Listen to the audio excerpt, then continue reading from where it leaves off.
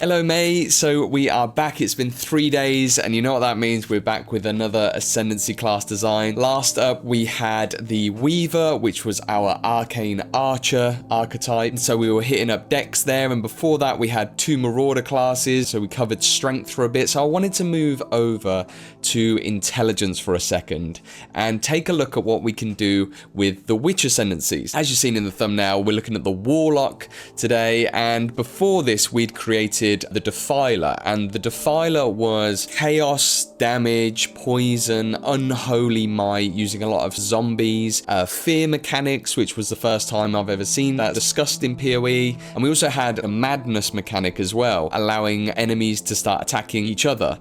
We had that kind of poison chaos archetype, and now I wanted to do something very different, but also something completely new. Without further ado, let's take a look at the artwork and get into the Warlock.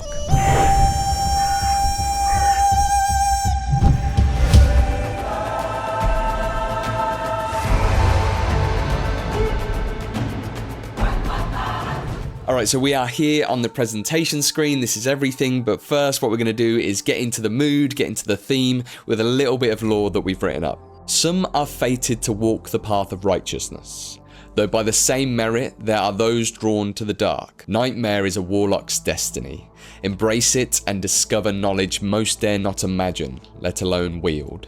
The warlock reaches into the beyond and draws back powerful allies and blessings to her aid. As her form begins losing itself, she embraces the contortions of change. For in her infernal heart she has long known that shedding her humanity will be her becoming. Alright, so little nod to Beyond there. You can sort of see where we're going with this. Let's take a look at the themes. So we've got curses, blood magic, summoning, and transformation. So blood magic is a topic that's come up over and over again, and we got a taste of it with the Warlock of the Mists in Affliction, which was the temporary ascendancy that we got. A lot of sort of blood magic conversion and life thresholds and all that sort of stuff. So we've definitely taken some inspiration from that, and in a couple of other ways, which you will see when we get into the nodes, so let's do it. Alright, we're going to start off by moving down. God, there's so much to see in this. I'm actually so stoked about how this came out. Okay, we'll start off by moving down to the right, and we get some minion damage, and we get some curse area. And then we get to our first duo node, and we've got Summoning Vessel and Summoning Circle. So we'll start with Summoning Vessel. Their body fades to reveal the Beyond. You're already getting a lot of Beyond vibes here. So rare and unique enemies spawn 1 Beyond Imp for every 10% life they have lost. Gain 1 maximum imp per 10 character levels, up to 6. So by 60, you're getting your maximum number of imps from this. And if an imp is spawned, but you are capped, then another imp explodes, dealing 20% of life as physical damage. So we'll ignore the bottom bit for now. Essentially, yeah, as you're dealing damage to a rare or unique enemy, you're going to be spawning these imps. They're temporary minions, so they're going to be building up your damage ramp, but they don't automatically respawn. If you do get over your cap, then it's not wasted. You're just getting a bit of extra pop damage from these extra imps that didn't quite make it from the Beyond. The bottom section here is Beyond imps lose 5% maximum life every second, and the imps have a 5% chance to be spawned as a random Beyond champion. Now, a Beyond champion, we'll talk about this in a little bit, but essentially just a much more powerful minion type. So you've got a chance to get a little bonus there. They lose life per second, and this just kind of forces them to be temporary, and we'll then move over to a different way of summoning these imps, which is with Summoning Circles. So your curses linger as summoning circles after they've activated. We've seen in PoE 2 that you essentially put curses on the ground, it looks like, in like a circle, and so that circle lingers. If an enemy dies inside the summoning circle, then they are transformed into a Beyond imp that becomes your minion. At the bottom here, we've got very similar setup where it says Beyond imps lose 5% of their life every second. They are outside of their summoning circle. And so whilst they're in that little contained area, they're not losing life. This is, yeah, again, another way to generate these temporary minions, these Beyond imps, these like flying winged things. If you want to double down and lean into this, then you can, getting a bit more minion damage and some increased curse area. And then we come to a pretty intricate skill or intricate node called Demonic Binding. You gain the Demonic Binding skill, allowing you to summon Beyond demons permanently, and you select a Demonic Blessing. So first, let's take a look at the Demonic Binding skill. Alright, so you summon demons from the Beyond. The faction you have selected will define the type summoned. We'll get into the factions in a second. That's the other part of this Ascendancy node. But then your demons deal X physical damage. That could be up to balance. We have no idea how to balance that right now.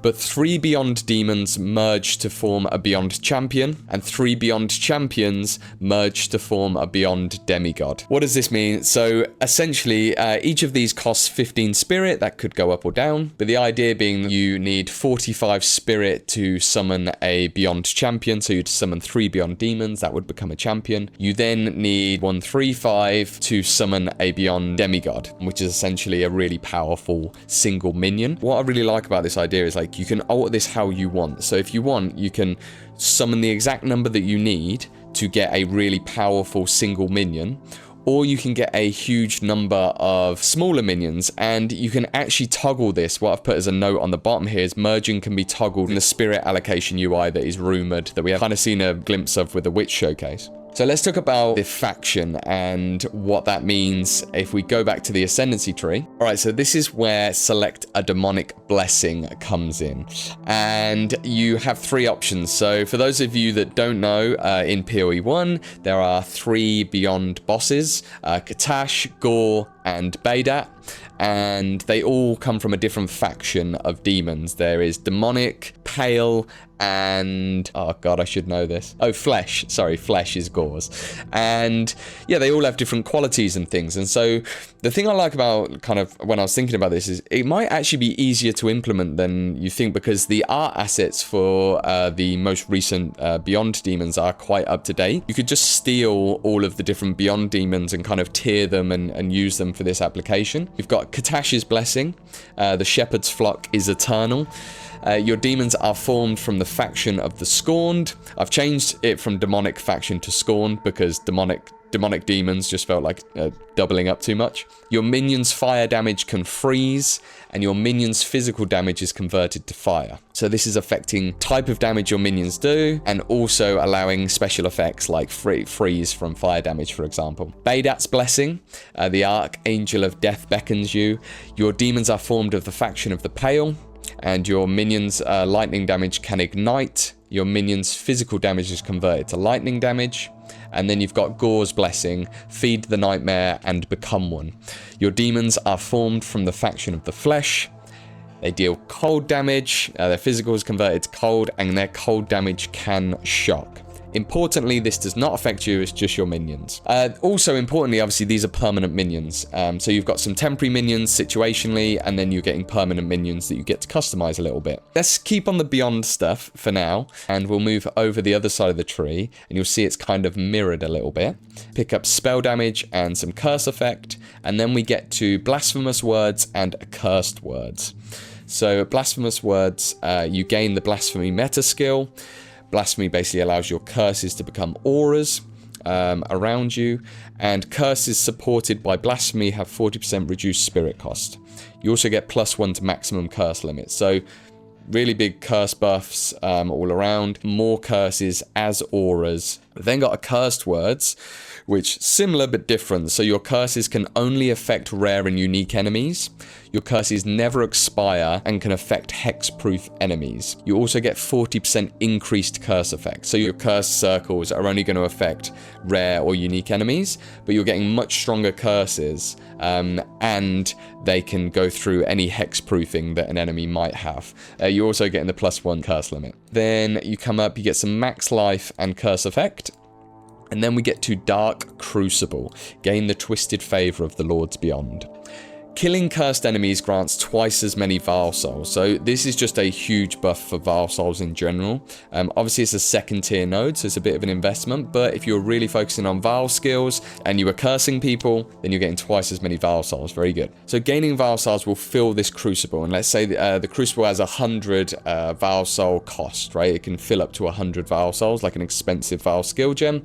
And then once it's full, you can demonically transform. Now in the notes I've put down in the bottom, Demonic Transformation is a skill that you gain and can manually trigger, but it can be set to automatically trigger on filling the Dark Crucible in the skill UI. So this is just if you don't want another button to press, so you're already pretty button heavy, then you can just set this to automatically trigger whenever it fills up.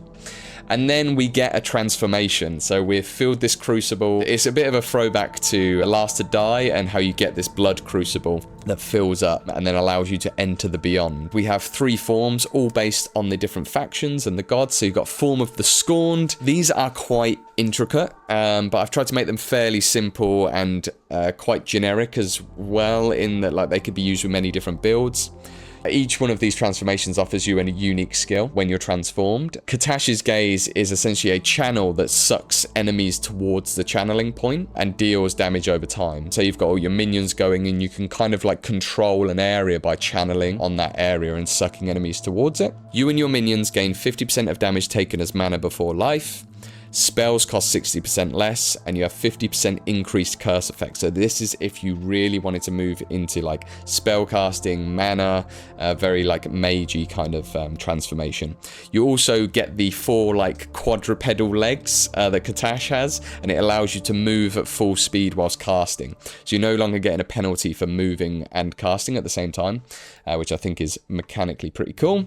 Then we've got Form of the Pale, and that transforms you into a Pale champion, and it grants Baydat's Ire skill. Baydat's Ire is a channeling skill that charges up an arrow that will fire every second from the location that you channeled. So imagine you can channel for like 5 seconds, and then every second is going to fire like a really powerful arrow from that location in that direction. So it's kind of like a set it and forget it, and kind of like a bit of a skill shot thing, and then you can go off and do other things. Each time it hits an enemy, it removes elemental resistance from them. So if you do skill shot it and you get all 5, you know, or whatever, it rewards you for channeling it longer, you wipe some elemental resistance off them. You and your minions' evasion chance just becomes 75% whilst you're transformed. Your hits cannot be evaded, and you have Onslaught. So we had sort of a more like spelly intelligence kind of with Katash, and now Baydat's giving us that kind of more dexterity vibe.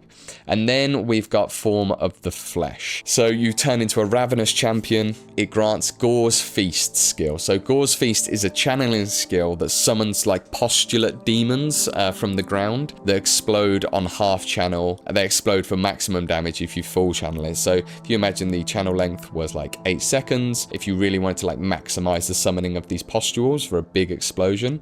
But if you get to 4 seconds, you can still just let go of it and it'll explode all of them that you've summoned. You just won't have as many and as big damage. You and your minions gain 50% more maximum life, you take 20% less damage, and 50% of damage taken is recovered as life. That's supposed to say.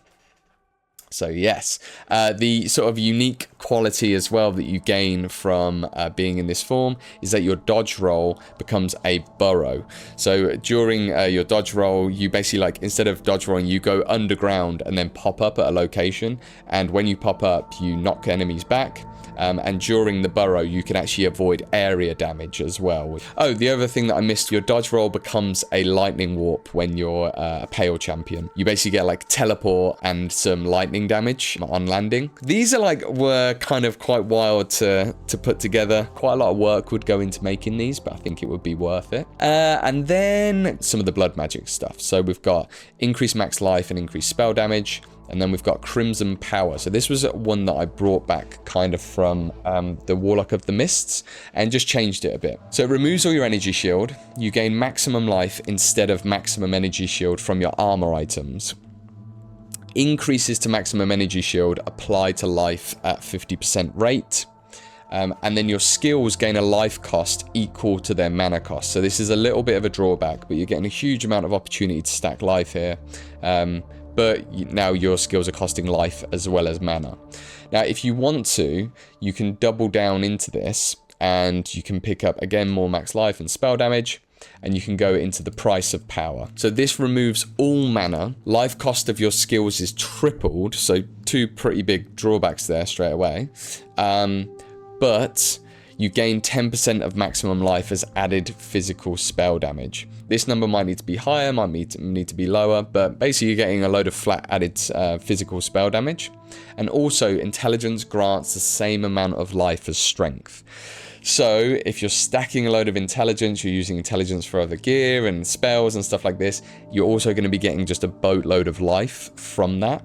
And so yes, your life cost of your skills is now very expensive, but you're gaining a lot of benefits from increasing your maximum life, which should make up for it. So that's kind of our like blood magic-y sort of like base there, and then off the sides here you can kind of go into it in two different ways. So let's go over to the right. We've got some, again, max life and spell damage, and then we've got Crimson Pact. So that which was promised cannot be taken lightly. This is your defensive option. You know, if stacking life wasn't enough, this is a pretty unique effect. The last 15% of your maximum life pool is promised. Promised life can only be taken if the hit is big enough to take the entire amount. Promised life cannot be spent or sacrificed. So, one, this stops you from spending all your life, which is helpful. And the other thing it does is effectively means that you can't die from damage over time or small hits. So I think this is a really, really, really powerful defensive node, even though that max life amount is actually really small. So say you've got 2,000 life, that's 300 life that you've got to lose, you know, in that last segment, which a lot of damage, you know, would do to you. Essentially, this is just a savage hit. So it doesn't make you immune by any means, but it just means that there's so many scenarios where maybe you're getting zerged by loads of little enemies, loads of projectiles or something, or you're potentially get like a really big dot on you. Those aren't going to kill you.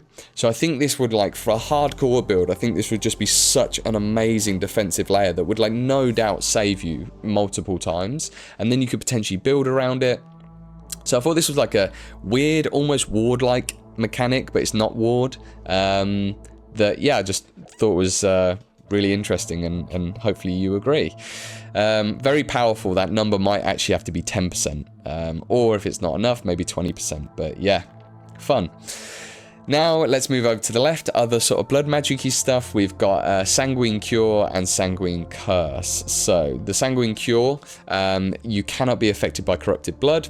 Bleeds have 50% reduced effect and duration on you and your minions, and also bleeding instead heals your minions. So there could be some interesting shenanigans that you do here, where essentially this is just an incredibly powerful way of like self-inflicting bleeds on your minions or something like that. I think it could be interesting ways to trigger that. In one sense, it could be incredibly powerful if you can figure a way to get the bleeds, but it might be weak if that isn't a thing that's in PoE 2 that's very available. So then I think this was something else would have to be added to this. Let me know if you have any good ideas of how to make this a bit more generically useful apart from that effect. And then we've got Sanguine Curse. So you and your minions inflict corrupting blood, and corrupting blood inflicted by you and your minions proliferates 2 meters. So this is like your corrupting cry, corrupting fever, like, you know, you're just like doing a dot, but your minions can spread the dot. It's a bit like a plague kind of thing, but like a blood plague. Thought it was very cool. And then you and your minions then leech 2% of the damage as life against enemies with corrupted blood. So a bit of leech there is pretty cool to have on this Ascendancy, I think, especially if you're life stacking and stuff like that. And then we've got our final node, and I'm actually like so happy with this node, and I would love to see this node in the game. There's so many of these that I make, and I think, oh, that's kind of cool and stuff. And then there's like maybe 1 or 2 on every Ascendancy tree where I'm like, oh my god, I would love that. And this is one of them, and it's because it's bringing back some features that I think are really cool in PoE 1. Book of Afflictions. Banes found only in the depths of nightmare. And this refers to the different afflictions that we got. They were brought back in 3.2.5 with the different rings, the nameless rings. But these were the afflictions that were available on the Warlock of the Mists Ascendancy. Your temporary minions are affected by affliction. Rare and unique enemies are affected by penance. And unique enemies are affected by pacify. Now, let's take a look at these. I've recreated these as skill gems for PoE 2, so let's have a look. Alright, so here we are. I've kind of changed them up a tiny bit, but they're basically the same functionally. So we've got Pacify, Penance, and Affliction. So let's start with, we'll start in reverse order. So we've got Pacify here. So unique enemies are affected by Pacify. So after 8 seconds, they deal no damage for 4 seconds. So essentially a third of the time, a unique enemy is going to be dealing no damage. Very, very, very powerful. Maybe this number needs to be like a quarter of the time. So it's every 9 seconds, and then you get 3 seconds of immunity. That actually kind of sounds a bit better to me. Basically just opens up a window for you to either do some burst or recover or, you know, whatever you need to do. Then we've got Penance. So Penance was unique and rare enemies are affected by Penance. And so this is more powerful enemies. They're going to be getting their own phantasms that spawn. So when you hit them, they spawn 3 phantasms, and that happens no more than once every second. They don't create corpses, so you can't corpse spam using this. However, you can get a hell of a lot of flask charges and vial souls, and this can also be used to then trigger like on-hit effects and other things that I have no doubt will be in the game. In PoE 1, it was currently used a lot. I used it last league to trigger Hinokura's Death Fury. Then we've got Affliction. Your temporary minions are affected by Affliction. Essentially, Affliction is a curse, a damage over time effect for your temporary minions that slowly kills them. Actually, well, not so slowly. It ramps up as well. So they take 8% of their life as physical damage over time, increasing by 100% every second. So this quite rapidly kills your temporary minions. However, you regenerate life equal to 10% of all of the affliction damage that's affecting your minions. So if you can find a way to very rapidly generate lots of temporary minions, for example, using something like Summoning Circle and creating a lot of Summoning Circles, then your temporary minions are going to die a lot, but they explode on death for 50% of their life as physical damage, which is a lot. That might have to go down slightly. You're getting nice pops from those temporary minions dying, and you're also getting a very, very solid amount of healing, depending on the number of temporary minions you can get out there. So if you're stacking a lot of life, you're spending a lot of life, you're maybe sacrificing life using other skills, this is a way for you to generate a lot of life based on very forward, proactive summoning of temporary minions, which I think is cool gameplay-wise. All right, let's get back to the tree. All right, guys, so that's everything. That's all of it. It's quite a big one. This video will be a little bit longer, so if you're still here, I hope it's been worth it and you've really enjoyed it. I absolutely loved putting this together. And it's so weird for me because I'm not typically like a minion, warlocky witch player. I think witch is probably my least played class, but I just really love Beyond as a theme. And there's a lot of rumors going around. I'm looking at you, Talkative Try. But also I've been talking about it in the past as well that, you know, maybe something like Beyond's going to be important in PoE 2's lore and story. And we might actually get to travel into the Beyond. We know that in D4, the big disappointment there was no one got to go into Hell, and I think there's a huge opportunity, not just because of that, but there's just an amazing opportunity for us players to be able to go into the Beyond, to think about where the Seed of Corruption come from, the Beast, and what Nightmare is, and like just discovering a lot more about lore. But also just some of the assets are awesome, and who doesn't love killing demons or summoning demons in this case, or becoming a demon in this case. So yeah, I really like mechanically how much flexibility there is in this class, but it still feels very thematically solid. Like you're summoning demons, you're maybe transforming into a bit of a demon, like, you know, champion, but then also you got a load of blood magic stuff that you can use with some curses, and yeah, feels good. I really, really, really love this. I'm really happy with this. I'm very curious. I mean, it's quite a strong theme, so it might be a bit too strong for some people's taste, but like I say, just let me know what you think. I am dying to hear. If you think I can make any improvements, as always, please let me know and I will roll them in. But apart from that, we've got plenty more to get through. We've got 24 left to do, which sounds crazy when I say it out loud, but we have got plenty cooking in the background. So yeah, this is 12 of 36. This is our second Witch Ascendancy, and yeah, I'm very curious to think what you think also should be the third of. So we got the Defiler, we got the Warlock. Do we bring one back? Do we have a Necromancer? Do we have an Occultist, or do we come up with something new? let me know. Please subscribe as well. Subscribe to the channel. The channel is growing. It's actually like, it's been growing a lot since putting these videos out, which is really exciting, you know, slow and steady, nothing crazy, but for me it feels like a lot. So if you're enjoying these, I would love it if you subscribed. We're going to be doing tons more. We've also got tons more stuff like news videos. We've also got some League redesign stuff. One of them is done. Delve, we've done like a whole Delve redesign that just needs to be finished in terms of putting it in a video. So yeah, lots and lots of exciting stuff on the channel. I've taken enough of your time. This was quite a long one, so thank you very much for watching. Friends, exiles, I'll see you in the next one. Ta-da.